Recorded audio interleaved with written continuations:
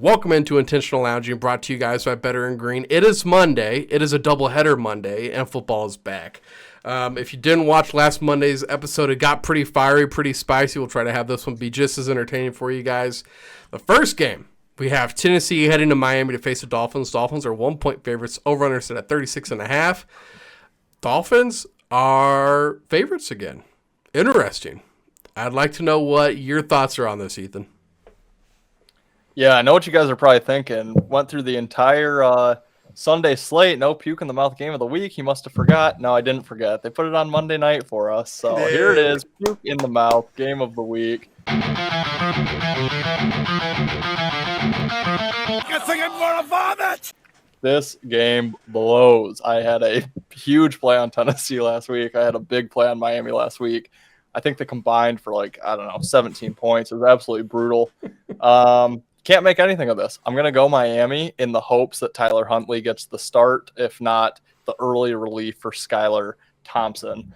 I can't play on Tennessee with Will Levis. I was about ready to fly to Nashville and throw mayonnaise down that guy's gullet. So, yeah, I'm done with Will Levis. The dude is just his mental time clock is not there. It doesn't exist. The dude has no awareness for his surroundings. He'll hold the ball for 4,000 seconds, then just get sacked. Speaking of holding the ball, Skylar Thompson was waiting for a guy to get open on a Hail Mary twice. I'll let you know. And doesn't really work that way, Skylar. So hate both these quarterbacks. Don't even know what to make of the total. I mean, I don't know. It's weird to see Miami have a total of 36.5. So hate this game. Don't think I'll bet it in any capacity. Miami, I guess, maybe because of Tyler Huntley, but it's the best I got for you.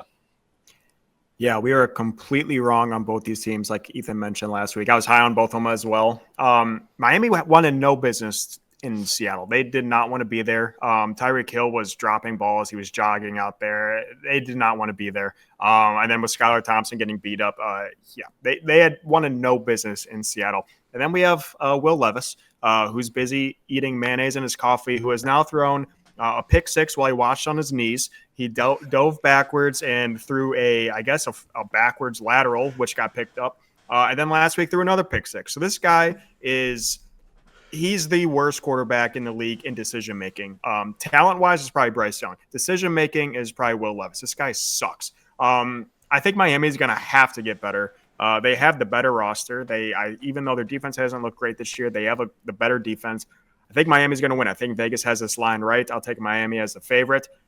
Potentially the over, simply because who's taking that? I know it's super low for a Miami team, but Miami couldn't do anything last week. Will Levis, actually it might hit. Will Levis will throw touchdowns to the Dolphins. I would lean maybe the over. Don't know if I'm going to bet it. Maybe a defensive touchdown on both teams just for how ugly it's going to be. But I do think they have this line right, and I think Miami squeaks out a win. Well, you both brought up the Mayo thing, and Ethan said you wanted to go shove Mayo down his gullet. He's a starting quarterback in the NFL, so somebody's shooting Mayo down the back of his throat. The award for the most embarrassing play of the week every week goes to Will Levis. If you saw it in the meme recap, you already know. Wyatt broke it down for you. I'm going to give the exact same bad advice that I gave for Tennessee last week and say, Miami, the way that they win this is Achane just runs it down Tennessee's throat, and that's the strength of this defense. That didn't work out too well for me, and I'm an idiot, and I'm going to go back to it again. I'm going to say Tennessee at some point has to get a win. This just feels like a really meh game. Miami, you guys were kind of saying it, like the vibes are bad there. It's really low. Tyreek Hill acting like, just sitting on the bench in the game too, got injured, and then the way he was acting last week. I'm going to be an idiot and take Tennessee. I'm going to say that they win outright just because why not?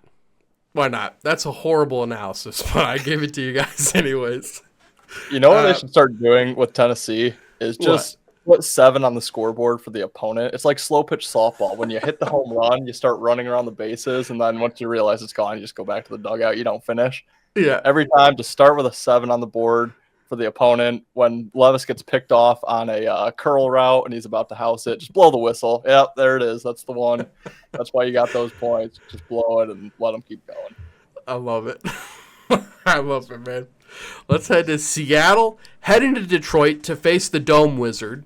Detroit is currently minus 3.5. Over-under is set at 46.5. I mean, I guess I got to start with Ethan for this one, too. You brought it up a little bit last week that this is kind of like a playoff game for these guys. They faced each other a lot in recent years. So are you backing your Lions or are you on the Seahawks? Well, first off, Carl Nassib called me, said he is pretty jealous that you're calling Jared Goff the Dome Wizard. He would prefer that name himself. But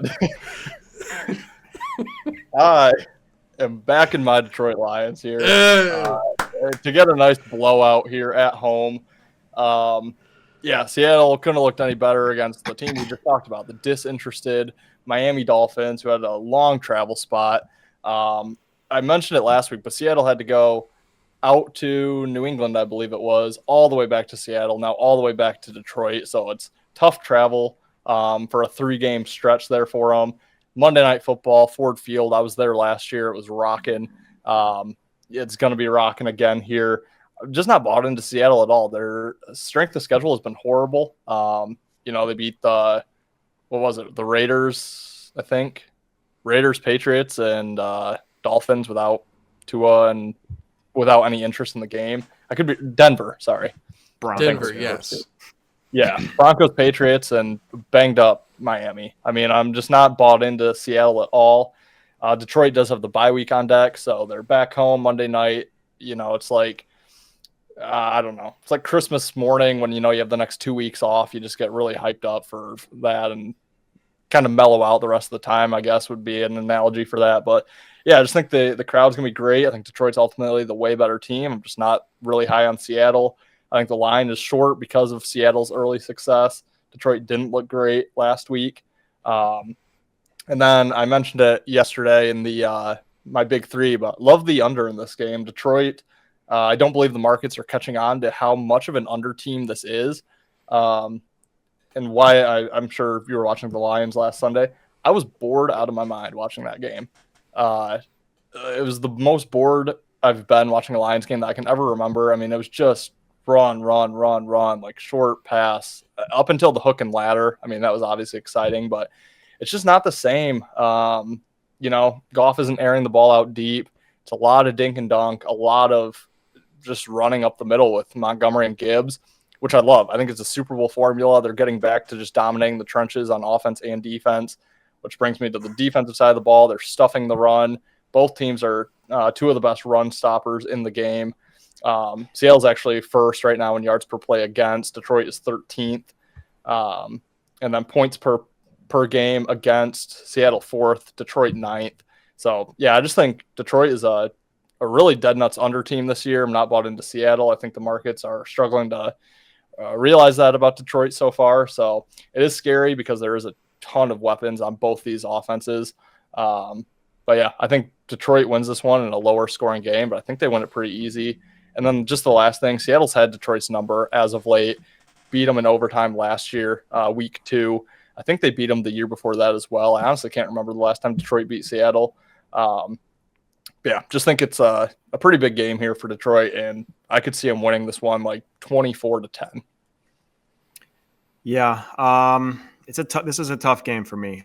Detroit wins it outright. The problem with Detroit, and I know they played a lot harder teams than Seattle. You mentioned Broncos, Patriots, Dolphins without whatever the Dolphins rolled last week. Not very impressive wins from Seattle. They finally pulled away against probably the worst team in the league last week, the Dolphins. But the first 2 games were close. Overtime with the Patriots, 6 points by the Broncos. But the same thing with the Lions. They are not pulling away from teams. I understand the Lions have played harder games, but they took the Rams to OT. Probably should have lost that game. Lost by 4 to Tampa. Easily could have won that game. Try to lose the game against Arizona in the second half. Like Ethan mentioned, the most boring second half I've ever watched of any football game. I just don't trust Detroit at this point to pull away from anyone, let alone Seattle, who has had their number, like you mentioned, in past seasons. So I do think Detroit gets the win. I just think it's going to be a back-and-forth game, somewhat close, somewhat tight. I hope Detroit blows them out. I hope it's not even close. I do think Seattle is very overrated. I think they're the worst 3-0 team in the league. That's saying that they're worse than Pittsburgh. I believe that. But I just don't trust Detroit to blow out quite yet, especially against a team that has given them fits the last couple seasons. Well, I hope that Detroit doesn't blow out Seattle because they are in my teaser leg. But, I'm on Detroit also. And Ethan, I think you brought up a really interesting point about the over-under them being kind of like slow to adjust that. Like towards the end of last year, I started saying like, this is such a defensive team. Like I know the Chiefs offense sucks, but this defense has really taken over. That's the identity. That's what we're seeing right now with the Lions, but still public perception, they could still get so much money right now on set. I mean, we've seen this line dropping though. I think every week Detroit's been in the 50s for their over-under, and now we're seeing them drop down to 46.5.